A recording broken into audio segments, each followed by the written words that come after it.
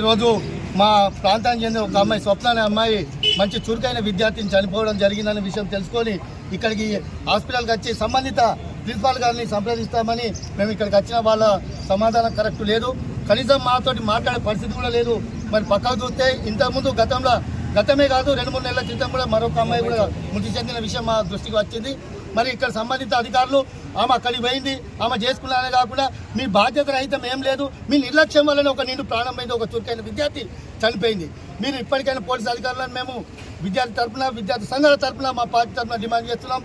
మీరు నిష్పక్షితంగా ఈ పక్కకున్నటువంటి సీసీ కెమెరాలను చూడండి. ఆ టైంలో ఒక విద్యార్థిని మొత్తానికి పైకి ఎక్కినా కూడా ఈ ప్రిన్సిపాల్ గారు ఏం చేస్తున్నారు, నైట్ డ్యూటీ టీచర్లు ఏం చేస్తున్నారో సరైన సమాధానం లేదు. ఈ మృతి మీద మాకు సర్వం అనుమానాలే ఉన్నాయి. ఇంకా అది కాకుండా కనీసం మా అమ్మాయి హాస్పిటల్ పోతే మీ హాస్టల్ నుండి ఒక సిబ్బంది కూడా పోకపోవడం దీని ఏంటి అన్నట్టు. అంటే పేదలకు ఒక న్యాయం, ఉన్నలకు ఒక న్యాయమా? మాకు చదువుకునే పరిస్థితి కార్పొరేట్ స్కూల్లో చదివించే ఆర్థిక పరిస్థితి లేదని మేము గవర్నమెంట్ స్కూళ్ళల్లో మేము మెరిట్ సాధించి మా అమ్మాయిలను పంపిస్తే మా అమ్మాయిల ప్రాణాలకు దిక్కులేని పరిస్థితి ఉన్నది. కాబట్టి సంబంధిత అధికారులు దీని మీద వెంటనే చర్య తీసుకొని సంబంధిత అధికారులను సస్పెండ్ చేయకపోతే ప్రతి క్షణం మేము పోరాడుతూ ఉంటాం. ఇంకొకటి ముఖ్యంగా చెప్తున్నాం, ఈ విషయంలో మాత్రం మీ మీడియా మిత్రులు కూడా మాకు సహకరించాలి.